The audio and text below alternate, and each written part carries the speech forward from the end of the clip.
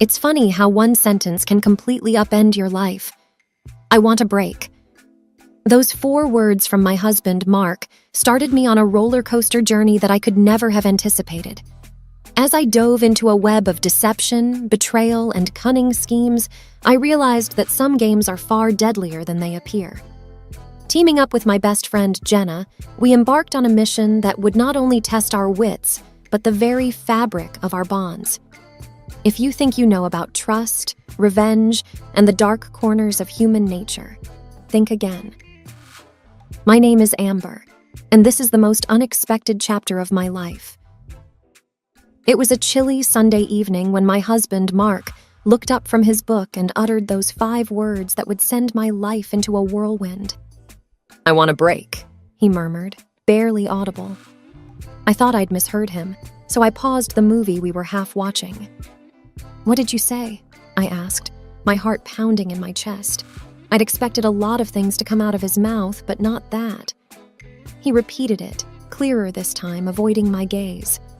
I said, "I want a break." The air in the room suddenly felt denser.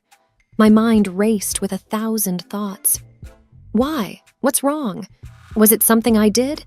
I wondered. Before I could even respond, he added, "There's someone else." The world seemed to spin. Someone else? After 15 years of marriage, after countless memories, joys, and challenges we'd faced together, he was just throwing it all away? "What do you mean, someone else?" I choked out, feeling the sting of tears, but I was determined not to cry. Not yet. He hesitated, took a deep breath, and then said, "It's not what you think. It's not an affair." Confused and struggling to grasp the situation, I pressed on. "Then what is it, Mark? What's going on?" He sighed, seemingly conflicted. It's Brad." "Brad? As in Brad, his best friend from college? The same Brad who had been our wedding's best man? The one who'd come over for barbecues, birthdays, and every Super Bowl Sunday?" My brain refused to connect the dots. "Brad? What does he have to do with any of this?" I asked, my voice shaking. Mark hesitated again, rubbing his temples. He approached me with an offer, an investment opportunity. It's high risk, but the rewards could set us up for life. I've taken our savings and invested them. Everything. I didn't want to tell you until I was sure it would pay off. I felt like the floor had disappeared beneath me. All our savings, the money we'd worked so hard for, our dreams of traveling, of securing a future for our kids, it was all gone. "And you need a break because," I pressed. "I'm scared," he admitted. "If it fails, I've ruined our future. I needed some time to see it through without the pressure of explaining daily updates. I thought it would be easier for both of us." I took a moment to absorb everything. The betrayal was immense, not just from Mark, but from Brad, too. My world had been turned upside down, and I was left reeling, not knowing where to turn. Then a thought crossed my mind. How can I be sure this isn't a scheme? That Brad isn't taking advantage of you? Mark looked pained. "I trust him," he said simply. "That's what you said about us," I retorted bitterly. A silence fell over the room, only interrupted by the soft hum of the heater. In my head, a plan was forming. I wouldn't stand by and watch as our life savings disappeared into the abyss. If Brad had genuinely offered an investment, I would ensure that we got our money back, even if it meant playing a bit dirty. I thought about it long and hard. "All right, Mark," I finally said, determination lacing my voice. "Take your break, but know this, I will get to the bottom of this. If Brad is being honest, great. If not, he's going to regret ever crossing our path." With that, I started my mission. It was time for a little revenge, the type that was best served cold.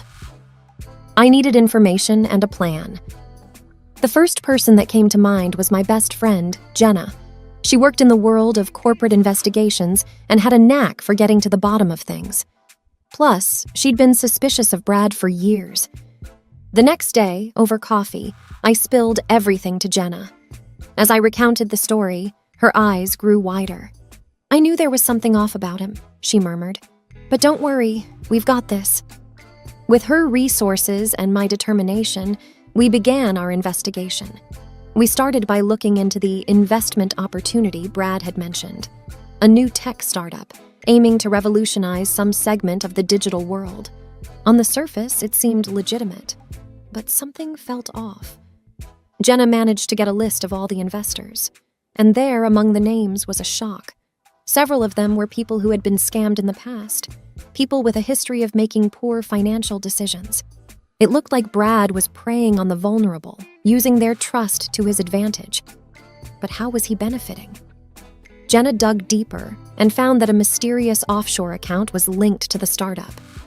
Every time an investor put in money, a percentage was siphoned off to this account. The breadcrumbs were leading straight to Brad. I was livid, not just for Mark and me, but for all the innocent people Brad was taking advantage of. It was time to confront him. But Jenna had a different idea. "Why not play him at his own game?" she said, a mischievous glint in her eye. I was intrigued. "Go on." Jenna's plan was genius. Using a pseudonym, she'd reach out to Brad, expressing interest in investing a substantial amount. The catch? She'd insist on meeting the team behind the startup and seeing the operations firsthand. Brad took the bait. Within days, we had an appointment set up at their office, which turned out to be a rented space in a high-rise downtown. Disguised and with hidden cameras, Jenna and I entered the building. We were led into a posh office where a visibly nervous Brad greeted us. He introduced us to the team, a group of young folks who looked just as uneasy. As Jenna questioned them, it became evident that they had been hired for the day. The more we prodded, the more the story unraveled. The prototype they showed us was nothing more than a generic app, and their business plan was filled with buzzwords and no real substance. Finally, unable to take it any longer, I confronted Brad. Removing my disguise, I watched as recognition, then panic, flashed in his eyes. "I knew you were a scammer, Brad," I hissed, "but I never thought you'd sink so low." Brad tried to bluster his way out, but with the evidence we had, it was game over. Jenna discreetly passed the footage to the authorities. As we left the building, I felt a weight lifting off my shoulders. But there was still one more thing to do. Tell Mark the truth about his best friend. Mark had retreated to his parents' house during this break. I hadn't spoken to him since that Sunday evening, but with everything I had discovered, it was time for a conversation. Driving to his parents' place felt like the longest journey of my life. The evening sun cast long shadows on the road, and my thoughts were a tumultuous whirlwind of anger, sadness, and resolve. When I arrived, Mark was on the porch. He looked drained, shadows under his eyes hinting at sleepless nights. As I approached, he stood up, and the weight of our shared history seemed to hang in the air. Before he could speak, I handed him a tablet, where Jenna had compiled all the evidence. "Watch," I instructed. The color drained from his face as he realized the extent of Brad's deceit. The person he'd entrusted with our life savings was nothing more than a con artist. I can't believe it," he whispered. "How did I fall for this?" A myriad of emotions welled up inside me, but the overwhelming one was compassion. Yes, he had betrayed my trust by not consulting me, but he too was a victim. I took a deep breath. "We're in this together, Mark. Always have been. Now let's figure out how to fix it." The following days were a whirlwind. The police, armed with the evidence Jenna and I had gathered, raided Brad's home. They found stacks of cash, falsified documents, and enough evidence to put him behind bars for a long time. The media caught wind of the story, dubbing Brad the trust betrayer. As for the other investors, they were grateful for my efforts in exposing the scam. Many had invested even more than Mark and were facing financial ruin. Together, we started a support group, navigating the legal quagmire and helping each other cope with the emotional fallout. The courts froze Brad's assets, and while it was a lengthy process, most of the investors got a portion of their money back. It wasn't everything, but it was a start. Mark and I, amidst all the chaos, started couples therapy. We delved into the issues that had led to that fateful decision, and slowly, the chasm between us began to close. Trust, once broken, is hard to mend, but we were both determined to rebuild. Just as life seemed to be finding some semblance of normality, there was a twist I hadn't seen coming. I received an anonymous letter in the mail. The handwriting was unfamiliar and shaky, but the message was clear. You think you've won, but this is just the beginning. Brad was a pawn in a bigger game. Be careful, or you might just lose everything. A cold shiver ran down my spine. Was this some cruel joke, or was there more to Brad's scheme than met the eye? I immediately called Jenna. We missed something, I said tersely. Over the next few days, Jenna and I dove deeper. Brad had been in contact with someone codenamed the Puppeteer. Through encrypted emails, they had communicated extensively. The Puppeteer was the brains behind the operation, while Brad was just the face of the scam. The more we dug, the darker things became.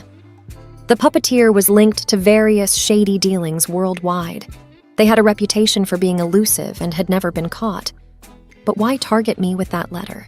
It didn't make sense until Jenna made a shocking discovery. Remember that night at the high-rise when we confronted Brad? She asked. I nodded. Well, there was someone else there, watching. Jenna showed me the footage from our hidden cameras.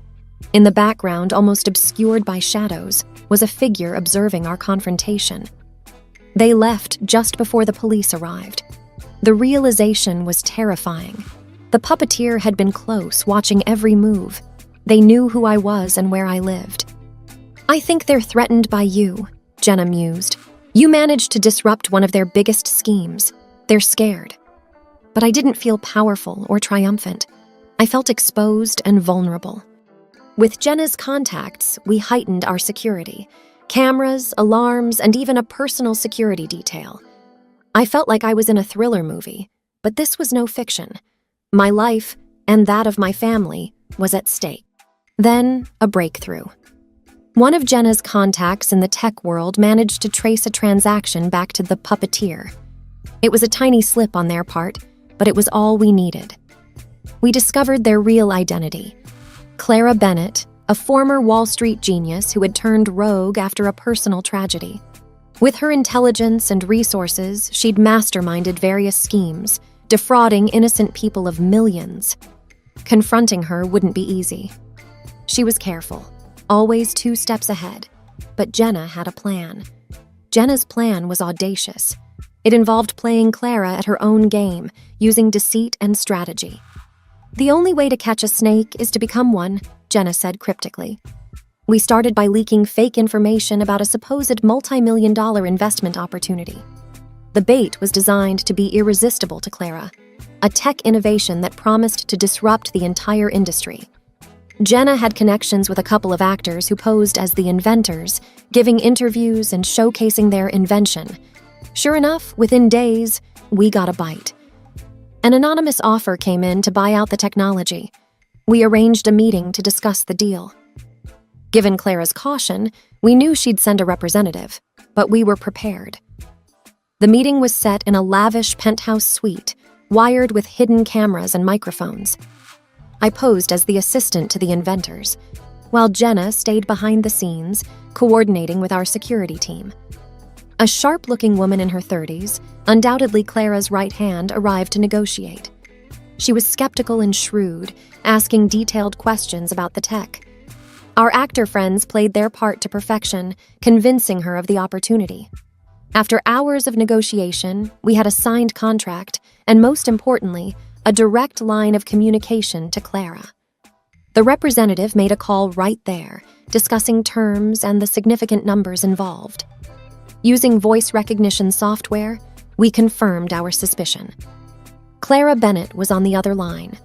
Over the next few days, we staged a series of accidents, causing delays and increasing the pressure on Clara.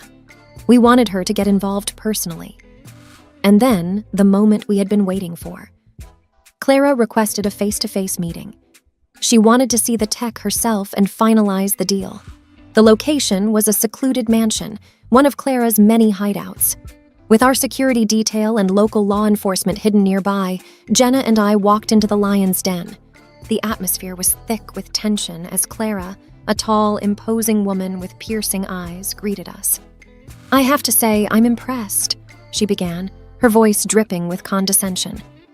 But did you really think you could fool me? For a moment, my heart sank. Had she seen through our ruse? But then Jenna stepped forward, pulling out the signed contract. Actually, Clara, we did. The room erupted into chaos. Clara's guards tried to intervene, but they were no match for our team. Within minutes, Clara was in cuffs, the weight of her many crimes finally catching up to her. The aftermath was intense. The media went wild over the story of Clara Bennett's capture. Mark and I appeared on numerous talk shows telling our tale. Our bond, which had been so strained, grew stronger than ever. The threat of Clara and her schemes was finally over. And while the journey had been harrowing in the end, love and persistence had triumphed over deceit.